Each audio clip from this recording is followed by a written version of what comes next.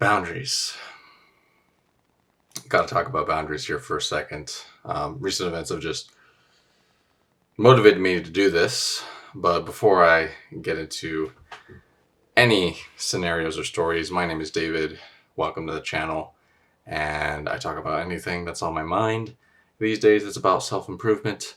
And today I want to talk to you about boundaries, specifically social boundaries. It's more or less a sequel of my video from before, Your Inner Circle Will Define You. But I want to tailor it to those that might feel insecure or want to have some kind of control whenever they're having any kind of social interaction or they're trying to get acquainted in a new environment. And the simplest way I can put it is know what you will tolerate and what you will not tolerate in social contexts. Now, for people who are mission-minded, very simple.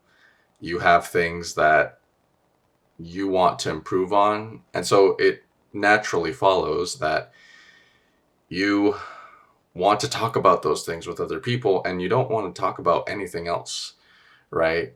Now, of course, there's room for talking about the stresses of life. There's room for talking about the joys of life, right? All these monotonous things. We're all human. I think we can all relate to each other on that level. But at the same time, there has to be a balance between that and something that is actually helpful to you. I'll give you an example.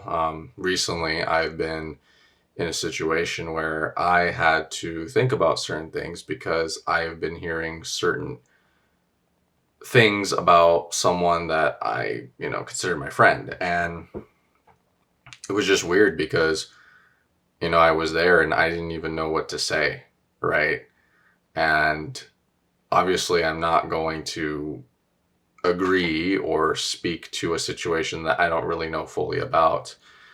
But it wasn't until a later date where I was made aware that I was portrayed as someone who said something different. Like, oh, he was talking about this person in a bad light and things of that nature. When I know for a fact I did not do such a thing, right? And it's kind of like gossip, in high school.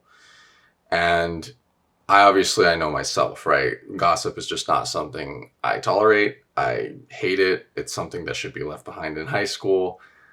If you are over the age of 21 and you are still gossiping, grow up. You'll thank your future self that you did, because the chances of it biting you in the butt are just so high. But anyways, that's when I learned that it's just very important to really cut off a conversation when it just no longer serves you. In this case, it's okay, well, I was silent, and because of that, my silence is interpreted as agreement. And that's the power of silence, right? It's ambiguous, right? You ever hear that saying that even no response is a response? Well, that cuts deep further than I realized, but it cuts deep further than you know. And so it's always important just to let people know where you stand, because if you don't, then things might get said and you don't want to be caught in that crossfire, right? So yeah, just say it cleanly, right?